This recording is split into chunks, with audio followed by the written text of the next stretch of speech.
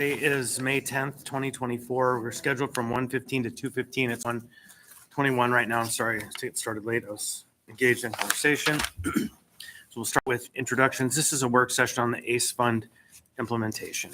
Mr. Littlefield. Mark Littlefield. Karen Bronga. Zach Johnson. Anna Brawley. Christopher Constant on the phone. Mr. Rivera. Present. Thank you, Mr. Presverdia. Yep, I'm here. Are you there, Cameron? Can you hear me? Can't hear you. Yep, can you hear me? Nope. We can hear muffly. You sound like the Peanuts parents. Yep. There you Can are. you, There you are. sorry about that. Can you hear me now? Yeah, thank Okay, you. thanks. You are now part of Charlie Brown's kid group. All right. So then on the phone, we also, I think, have Austin Quinn Davidson, maybe. I'm here. Hi, everyone. Hi, welcome. And then anyone else on the phone? Who else? Trevor Storrs. Trevor. Hi there, Trevor. Okay, and we also have, go ahead and introduce yourself. I'm Jessica Simonson. And, all right, and also we have our legislative staff attorneys and interpreters and everyone else in the clerk. So we're going to just dive right in. There are two sponsors for the project. This is a conversation about the Anchorage Child Care and Early Education Fund implementation. So Anna, go ahead. Yeah, thank you. Thank you again, everybody. We're going to have a good and informative conversation. I want to do a couple things before we dive in. First, I want to recognize that today, May 10th, is Child Care Provider Day. So the Assembly passed a resolution on the 7th at our last meeting. Thank you again to the folks from the Health Department. And honestly, I can't remember who brought it forward, but it was not me originally. So thank you. And just recognizing, so the timeliness is great because, of course, we know childcare providers and really early education, all the folks who work with our kids do really great work. Second, I also want to acknowledge that in addition to myself and Mr. Presverdia, we also had Kevin Cross, our former member, as one of our 3 assembly sponsors until he left the body. So thanks again to Kevin for all of his great advocacy and work on this up to this point. And then also, I just want to acknowledge that this is a project that did not start with me or any of the new members really, but this is the result of multiple years of work from some folks who are formerly on the Assembly, including Austin Quinn Davidson, Suzanne LaFrance, and I know others who have worked on this for a while, as well as former Assembly member Eric Croft, former legislator Ivy Sponholtz, and a lot of other folks who have been really integral in this process. So just to say, this is not starting from something that happened this year, but really a multi-step. And also thank you to the voters for approving Proposition 14 back in 2023 to really dedicate this marijuana tax funding that we've been collecting for a few years and moving it outside of the cap so that it can be a dedicated fund similar to alcohol tax. Okay, so all of that to say, let's dive in today. Implementation of the ACE Fund, and that is ACCEE. It stands for Anchorage Child Care and Early Education Fund. And I think shout out to our Vice Chair Zalatel for coming up with that acronym back when we had provided an update previously. But anyway, this has been a priority since last year. Again, when voters approved Proposition 14, the Assembly worked on a resolution passed a resolution establishing our implementation plan and our timeline, as well as what we're going to be talking about in a future meeting, not so much today, creation of the accountability board. So part of what was passed in the charter to dedicate this fund was creation of a new municipal board, the accountability board, who will play an integral role in essentially deciding where these funds go or recommending where these funds go. So today, our goal is to update the Assembly on the work of the implementation team, all the work we've been doing since last fall. In addition to some of the written updates we've provided, this is really the first big opportunity for us to share not the final product of the work, but all the work that's gone into it and where we are right now. We also want to give an overview of the current state of the childcare and early education sector. That was a big focus. And again, like our previous work session on alcohol tax funding, a lot of the work that this group has done is really look at the understanding, the plans, the previous research, the governor's task force. There's a lot of different pieces of this that we were able to leverage. So we'll talk about where we're going with that. We want to share feedback from stakeholder engagement. That includes providers, parents, businesses, the really robust engagement process that we went through. Again, thanks to our community partners that we'll get to very briefly. And then again, the presenters for today are going to be myself and Cameron, the two assembly sponsors, Jessica Simonson, a local parent and one of our not only a implementation team member, but the co-chair along with Mr. Trevor Stores of that group. And so Trevor is president and CEO of the Alaska Children's Trust, and also was someone who was very integral in getting this on the ballot and really advocating to see this happen. And then, of course, I mentioned Austin Quinn Davidson, former assembly member, and who has also been working as a contractor with the Children's Trust and really helped keep all of us organized and on track with this process. So we will go through the presentation that we have on the screen. I think we'll just dive right in. I'll also note that on the screen is a Wilder Quinn Davidson. So I know Austin has been very generous with sharing family photos for publicity purposes. So you'll see him show up a couple times. So next slide, please. Okay, so Miles. again, we really wanted to make sure that these funds were used effectively. And so to do that, and because this is something new, as of January 2021, we are seeing the marijuana tax money being put in that dedicated fund, but there hasn't been a decision where it goes yet. And so to do that, we really wanted to make sure that we had an intentional process. And so what we did is embark on a public-private partnership between the municipality and the Alaska Children's Trust. So anyway, so that'll be our speakers today, but really moving forward to establish an implementation team, put forward a timeline, have a way to engage with the public, and move us forward to the point that the implementation team can deliver a product to the assembly and to the mayor for consideration and starting to implement this fund. So the project was funded with $100,000. You can go to the next slide, actually. $100,000 of municipal funds in 2024, and then you see the memo reference there, as well as $50,000 that was secured and put forward through the Children's Trust directly to fund the work that's been ongoing. So again, thank you so much. There's also reference here. There was Assembly Resolution 2023-404, if you'd like to go back and look at kind of the timeline that we laid out and the work that we've been doing so far. We've also given a couple progress updates to the Assembly through AIM's informational memorandums. So again, thank you to the Assembly for funding implementation. Thank you to the Children's Trust and contractor Quinn Davidson for the monetary staffing contributions as well as the contract work. And again, we are really wanting to make sure that we have a strategic vision for how we use these funds and that we hear from the public. Again, making sure that that's really informed throughout the process of where we go. So next slide. So just a little bit of background to remind folks of where this came from and really what the guidelines are or the parameters that we need to work within. Proposition 14 passed in 2023. It dedicates marijuana retail tax proceeds to childcare and early education and establishes an accountability board of childcare and early education. That's where the ACCEE came from to oversee this fund. So if you go to the next slide. So, and actually the second slide. The fund is for, again, early education and childcare. It creates access to those programs for 0 to age 12. It funds reading programs, livable wages, training and staffing, and facilities. And specifically, it prioritizes using either scheduled to be closed, or underutilized ASD facilities. So as I said, the funding is dedicated January 1st, 2024. It's important to understand that the funding decisions that are made are still with the mayor and the assembly, that is, as it is with all of our budgeting processes. But the idea is that this accountability board really also plays a key role in bringing forward, again, best practices, research-informed practices, and really helps us, the decision makers, think through what is the most strategic use and how can we maximize outcomes with this, again, limited funding, but really important funding source.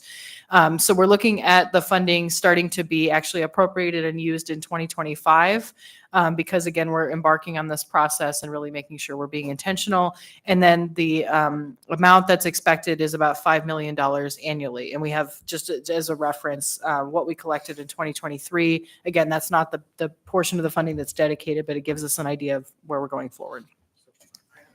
Quick question. You mentioned something about, I lost track for a second, closing or closed ASD buildings. What was that? Yeah, and maybe if we can just go to the next slide. So this is a reference from the charter language. And again, you can go back and look at the full section is referenced there, section 6.06.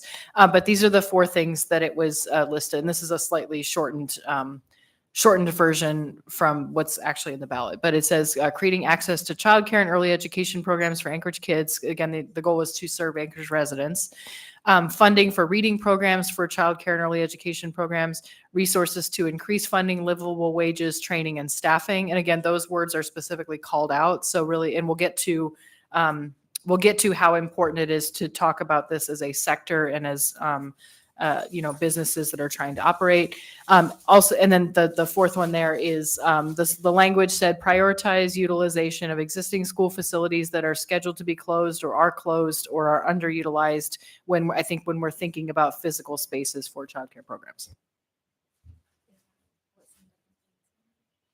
Yeah, thanks.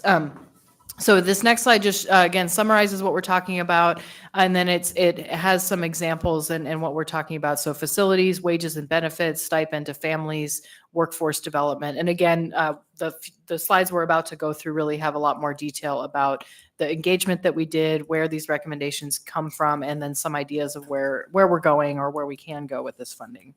So next slide, please.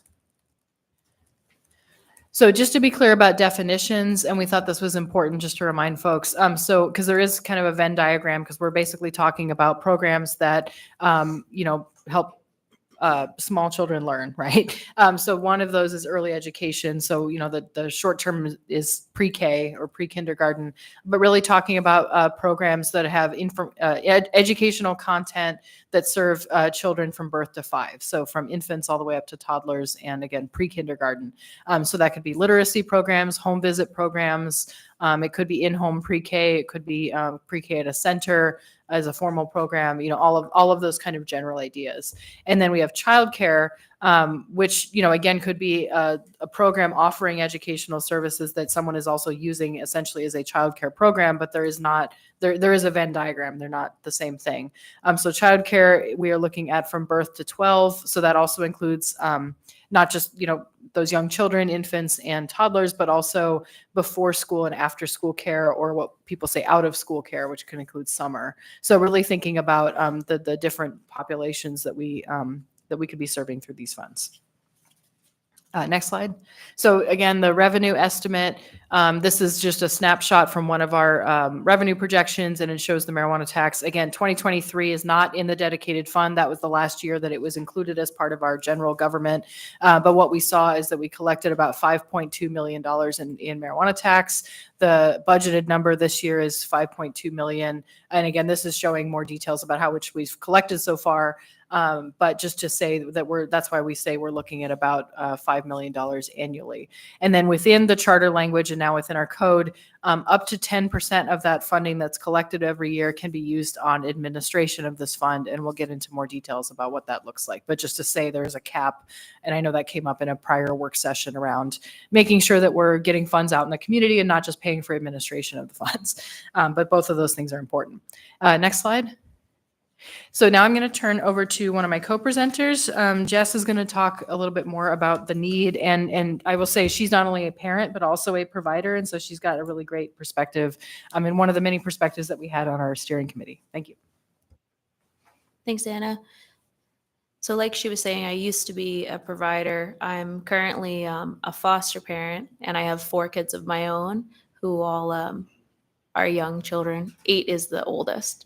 So the whole community really has a huge need for childcare and early learning.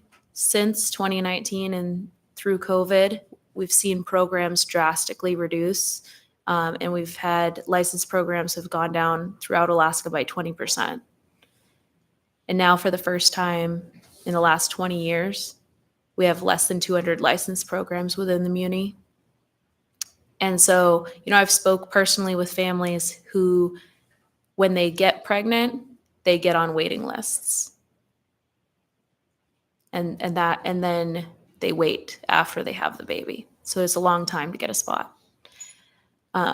So when surveyed, 51% of Alaskan families said that they couldn't participate the way they wanted to in the labor force because of the cost, availability, or quality of childcare. And you can go to the next slide. So this has some information on how much childcare costs. It's expensive, very expensive.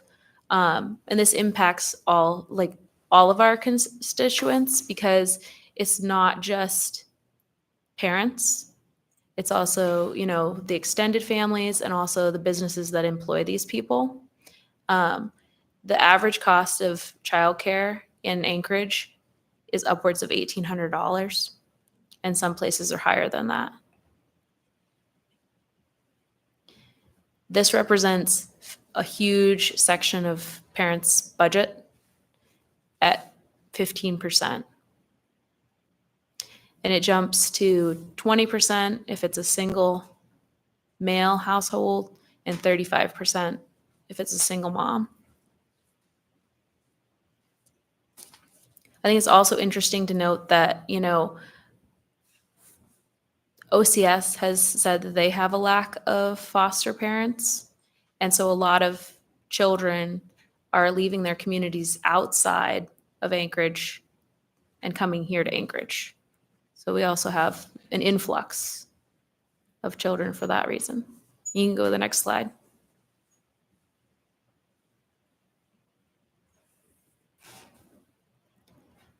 So here is the benefits of having quality childcare for kids. So it benefits the kids because they have a better education. Their brain is growing at up to 95% before age 5. And so it's a huge impactful time in those little kids' lives. They do better in school. They can be less likely to have special needs because of maybe early intervention. They can be better prepared for later, more likely to graduate from high school, and then earn more in the workforce. So it's good for kids. And then you can go to the next slide. But even though there's a really high cost of care for parents and families, providers don't make very much money. It's one of the lowest industries in the economy where these educators are making less than retail workers oftentimes. You can go ahead and go to the next slide. So the average provider in Alaska makes less than $30,000 a year, which is not a living wage. It's not enough to support their own families. And they're twice as more likely to live in poverty. You can go to the next slide.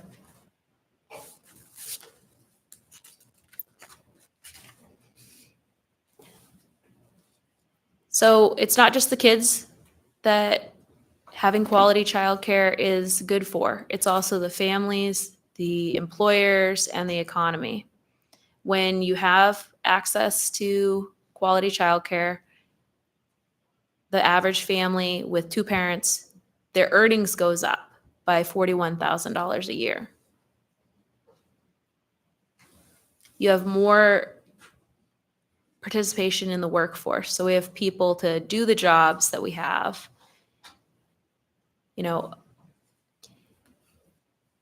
Looking at employers, you can't show up if you have to worry about where your kid is and if they're safe, and you can't go to work if you have no place for your child to go during the day. And so your options are not be in the workforce or a lot less in the workforce. And as you can see, this impacts women more than men. You can go ahead and go to the next slide.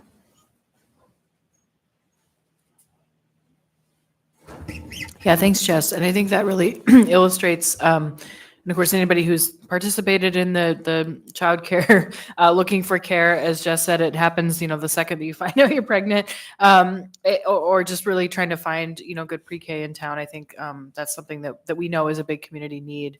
And also, of course, is something that was identified at the state level. So the Assembly's taken a position of support for House Bill 89, Representative Coulombe's bill around childcare assistance. That is more dealing with subsidies and providing tax credits to businesses. So it's different than what we're talking about, but it's all, of course, related.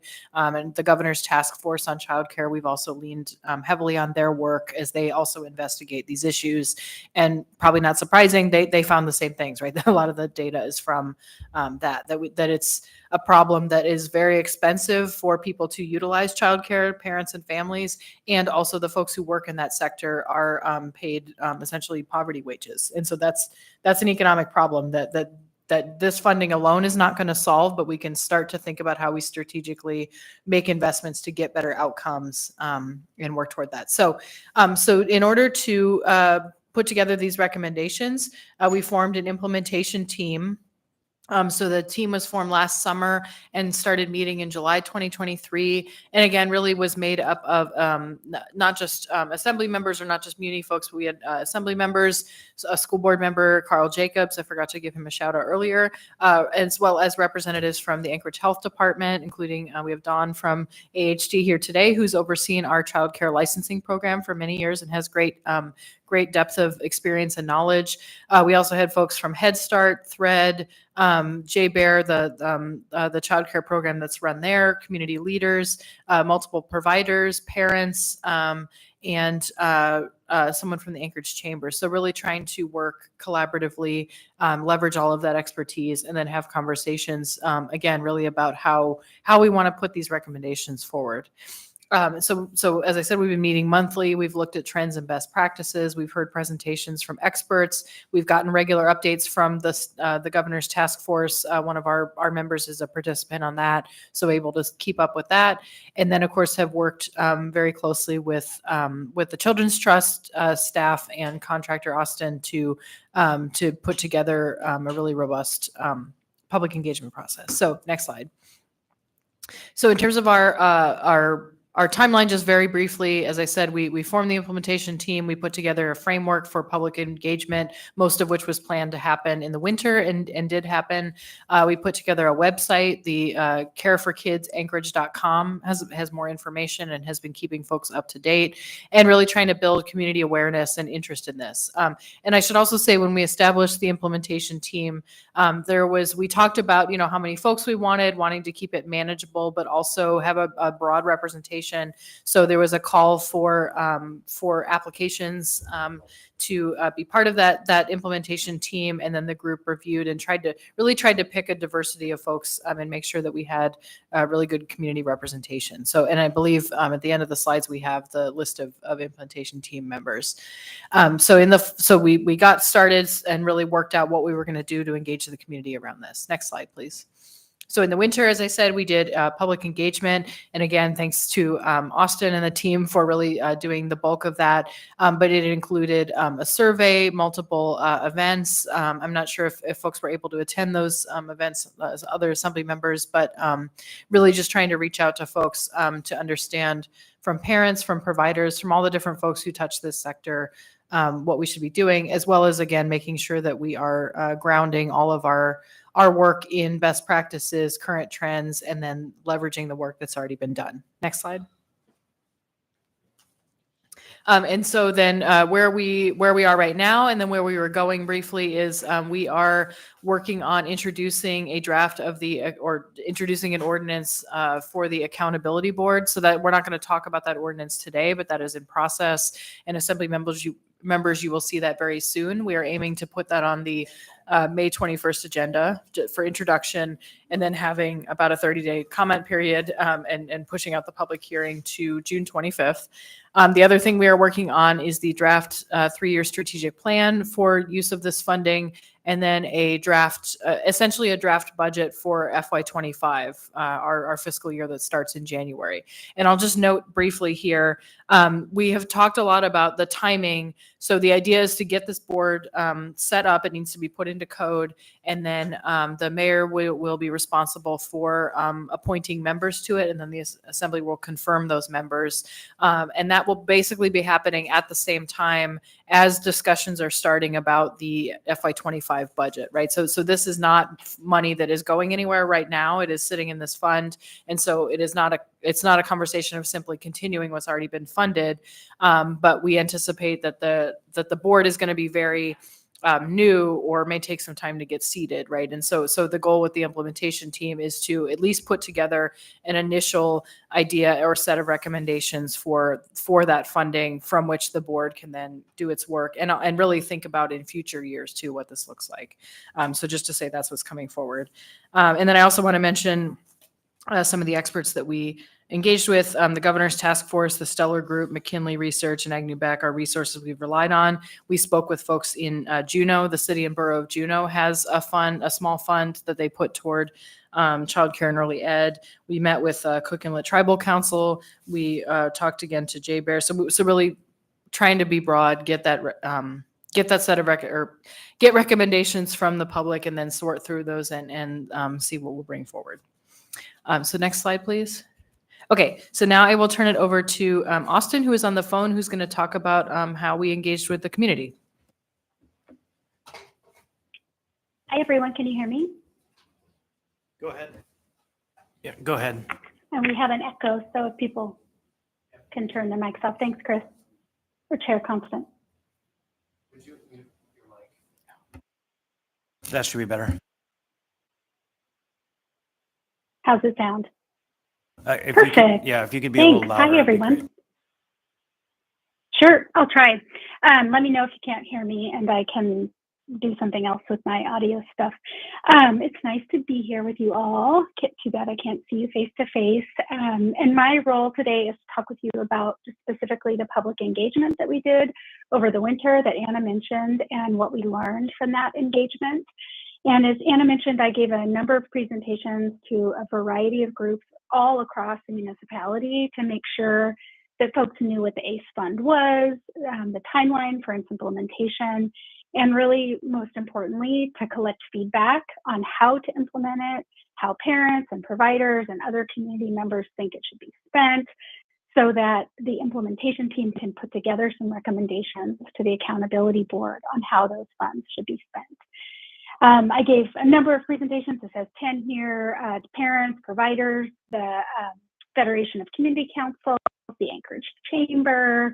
And for the chamber presentation, I was joined by Eric Croft, who's a member of our implementation team, and also Nolan Clouda, who I know you all are familiar with, joined me, and we talked about the connection between available quality childcare to the local economy and to the workforce. Presentations took place in Anchorage at the BP Center. I traveled to Eagle River to make sure people there could turn up and talk about these things. I went to Girdwood, did a number of presentations via Zoom. So we just wanted to make sure people really had an opportunity to respond and be there and participate. We also provided food and we provided childcare, which I think sometimes for parents means they can't go to those sorts of meetings. So it was nice, and thank you, because your funding helped us be able to do all of that. Outside of those presentations, I and other implementation team members have met with dozens of folks in the sector and talked through a lot of these issues that Jessica and Anna spoke about. And for both the presentations and the survey, we did really broad outreach. You know, we didn't just have these events and then hope people showed up. We ran ads on social media, you know, to make sure that parents and other people who aren't kind of paying attention to the typical maybe avenues for finding out about these types of meetings were aware. And we shared, you know, postings in newsletters. The Assembly shared it in yours and other online resources. Members of the IT wrote an op-ed highlighting these opportunities. We put up flyers with QR codes, you know, pointing folks to the events. And to the survey. Those were distributed at schools, childcare centers, by email to all provider administrators or owners so that they could tell their employees and the parents who use their services, to diaper pantries, churches, the Muni Equity Committee, all kinds of folks. So I'm really proud of the work we did to get the word out. And I think it paid off. We got over 400 respondents to the survey, and it was really a great mix of folks. So next slide, I'm going to talk a little bit about the survey results. Are you there? Sorry, I can't see it, so I'll just assume we're on the next slide. You're ready. Okay, great. So what I'm going to talk today, we don't have endless time, so I'm going to talk a little bit about the survey results, but really these survey results reflected the same feedback I was hearing, and other IT members who were there at the presentations and community conversations really reflects the same sorts of themes. So the survey was open for, just shy of 2 months, and we got 425 responses, and really a good variety. It wasn't just providers who really, whose livelihoods depend on this and really care about it, who were participating in the survey. 4 out of 5 were parents. Only 1 out of 5 was a provider. And as you can see, we had business owners, teachers, elected officials, people who were pregnant and expecting children and trying to, realizing, as Anna said, like, oh, I need to really care about this now. So there was a really broad group of respondents. And as you can see, some variety in the demographics as well: race, sex, age, etc. So next slide. The survey contained 33 questions, so I don't have time to run through all of that with you, but we do have a long report that I summarized all of the answers and provided all of the detail about all the questions we asked. So if anybody's interested in that, let me know. I'd be happy to send that out to you guys. One question we wanted to highlight the answers to was from parents, and this was what was the most difficult aspect of finding care, because we want to know, what are the challenges we're trying to solve. And as you can see, well, let me read to you what those are, because some of them are cut off on the bar graph there. So finding quality care, you can read that one. The next one is finding a provider you felt safe leaving your children with. Finding consistent care, finding affordable care, finding care that is available the hours you work. So as difficult as finding childcare is, if you work 9 to 5, Monday through Friday, imagine if you're a server at a restaurant and you don't know what your hours will be, and they might be Saturday night, right? It just gets even more difficult. And then you can read the rest: finding any care at all, finding care close to you, all of the above, none, or other. And on most of these, we had an opportunity for people to fill in, to write free-form answers to other. And the survey document, the larger one I referenced, has a lot of, has all of those answers. So if you really want to see what are people literally writing in the survey, I'd be happy to share that with you. But as you can see, the top issues are sort of what we expected: finding quality care and finding affordable care. And again, those are the things that we heard over and over again in the presentations, community conversations as well. And on the right-hand column here is just a couple stats for you. You'll see that over 2/3 of people think that childcare, the cost of it, is unreasonable. 80% said they'd be more likely to use it if it were cheaper. And I think really importantly, this bottom right number, that over half of the respondents, the parent respondents, have chosen to stay home at some point instead of work because they have childcare issues and they can't get it resolved. So it's just, Kathleen McCardle, who's the president and CEO of the Anchorage Chamber, is part of our implementation team. And we really wanted her to be part of it because she knows the impacts to workforce that the lack of availability of childcare is having in our community. So that just really was another example of that. So next slide. So that one we just talked about was a question to parents, and this is a question to providers specifically. You'll recall that about 1/5 of the respondents were providers, so maybe almost 100 of them. And 51, over half of those have been providers for 10 years. So these are folks who know the sector well, have worked for a long time, and 100% said they like their job and they like working with kids. And this is something we've heard over and over again. Stellar Group for the Governor's Task Force did a survey that found that 100% of people who go into this work, that they questioned all throughout Alaska, said that they love it and they really care about their job. And I think that is just so cool, really. I mean, how many sectors can you find that that's the case? But unfortunately, in the next line, only 38% said their pay is sufficient to pay monthly bills. And those tend to be executive directors, administrators in larger centers.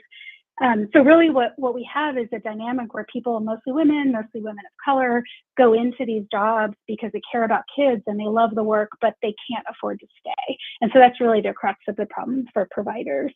And let's, Jen, if you're running the slides, let's skip that other part because it's referring to the next slide. And it'll be confusing if we don't do the next slide first. So next slide, question 13, this is also a question to providers, and it asks, what, if any, challenges do you have with your current job? And you can see that, well, I'll run through them. There's insufficient pay, lack of training or professional development opportunities, lack of healthcare or other benefits, working too many hours, lack of appreciation, none, and then other, which we got quite a few other descriptions that are all in that report I mentioned to you. But as you can see, unsurprisingly, insufficient pay and lack of health care or other benefits were the top challenges that providers, people working in the field have with their current job. And Dan, if you just go back to the other slide, you can see other, these are ones that folks wrote in on their own, include, lack of staff, the instability in that work environment, of course, the difficulties with COVID, but even beyond that, right, you're someone who doesn't have health insurance and you work in an environment where you don't have sick leave and you have babies around you, 4 to 6 babies per person, depending on their age. Any of you who have been around kids know that they are always sick. And so it's just a really difficult environment to work in, even beyond the pay and other issues that are pretty obvious. Okay, so let's go 2 slides ahead. And if you're on the survey results, all respondents on best use of ACE Fund, we asked everyone that responded. So not just providers, not just parents, but business owners, anybody who responded. We asked, what do you think the assembly and the mayor, after the recommendation of the accountability board, what should they spend the ACE Fund on? And these were the options they were given. Pay childcare providers more, provide health care, increase the income limit to make more families eligible for childcare assistance.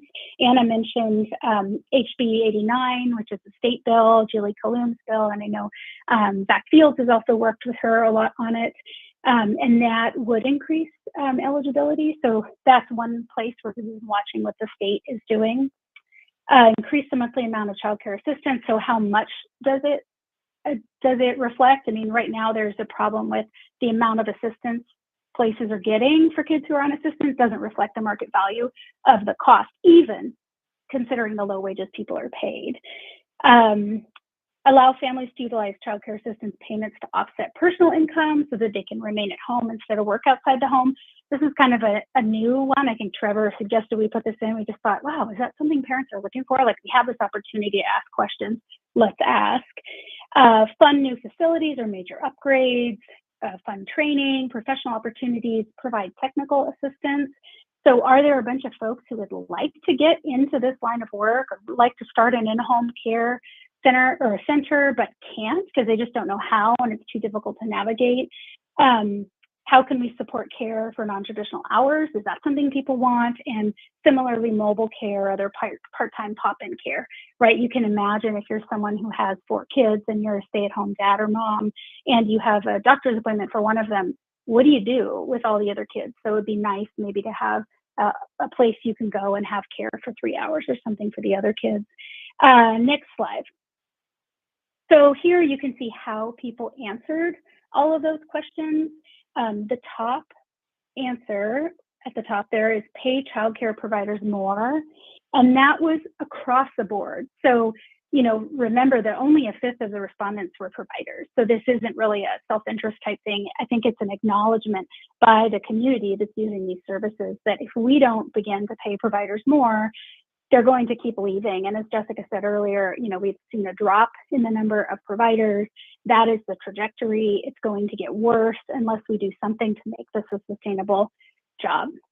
So I guess with that, I'll say, this is just a quick overview. There's lots of other data points to share. Happy to share the full report with you.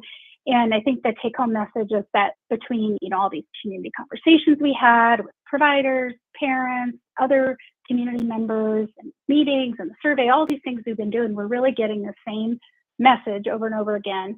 And that is that this sector really, as it is not sustainable. It's too hard for parents to find affordable quality care. And at the same time, providers are working an incredibly difficult job and living in poverty.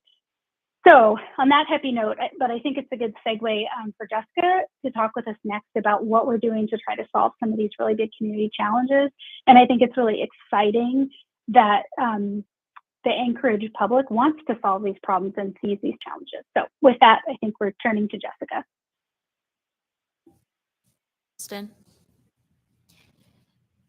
So as we move into this next part, we're reiterating, we want to make sure that the ACE fund is informed by best practices and it's strategic. We've engaged with a lot of different stakeholders and followed what the governor's task force is doing. And you can go ahead and go to the next slide. And out of everything that we've done, the main message is really that do direct funding and policy changes to address what's going on right now, the current needs, and look at sustainability for the entire sector. And I'll hand it over to Anna for the next steps. Yeah, sure. And we're almost to the end because, again, our purpose today was really to give the community and all assembly members an overview of where we are. So we'll talk about next steps. But again, those conversations will wait until a future time, especially because we just have an hour today. One of them is that we will be introducing the Accountability Board ordinance. I mentioned May 21st meeting is when it will appear. We are working toward that. But again, just for introduction, so no public hearing. We're not going to take action on it. It's really just getting it out there for us to look at and for the public to look at. So the goal is to work through and pass that sometime early summer so that the accountability board can be seated, that members can start applying for that board and then be selected by the mayor. And then we will see them coming back for confirmation. So we know that's a process. And of course it's a multiple member board. So we'll have that conversation another time. But also our next steps, I think you can go to the next slide. Yeah, the other next step is the budget. So again, the role of the accountability board long term is to take recommendations to develop recommendations and then bring them to the mayor and the assembly for funding. And there's some other functions for the board that we'll be talking about another time. But essentially, what we're looking at also is 2025. That will be not the first year of the funding, but the first year that we'll have the opportunity to think ahead and really make those decisions in the budget. So it'll be based on all of this work. There is a matrix of recommendations. The IT, the implementation team still has some work to do, and we're actively working through what the group's recommendations are going to be and what they look like. And I mentioned this in the previous work session, similar to a lot of the questions or things to think about as far as how we use this funding that I raised during alcohol tax. Those are the same general questions that we can think about here. It's for a different purpose. It's a different amount of money, but just generally speaking, how do we use this dedicated funding to achieve the outcomes and purposes that it is intended to have? And so what you'll see coming forward is an interim set of recommendations from the implementation team for the group to consider, for the board to pick up and run with, and then all of this other great foundational work that will really be informative and help us move forward. So again, that we'll save that for another time. But next slide, just really briefly want to say thank you again to the implementation team. Our work is not done yet, but there's already been a lot of work, a lot of hours, and especially thank you to all of our all of our volunteers who have really spent a lot of time working on this. And that includes many of the folks that are up there on the screen. And I mentioned who's on the team, and the goal again was to have a balanced and diverse representation of all the different ones. So up there you'll see some parents, some providers, some representatives from organizations, and so on.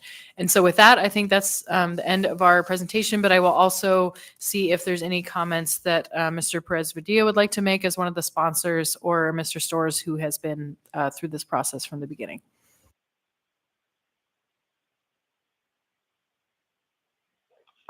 Thanks, Anna. This is Cameron. I think you guys covered it all. You did a great job, and happy to answer any questions. And Trevor, do you have anything you'd like to add?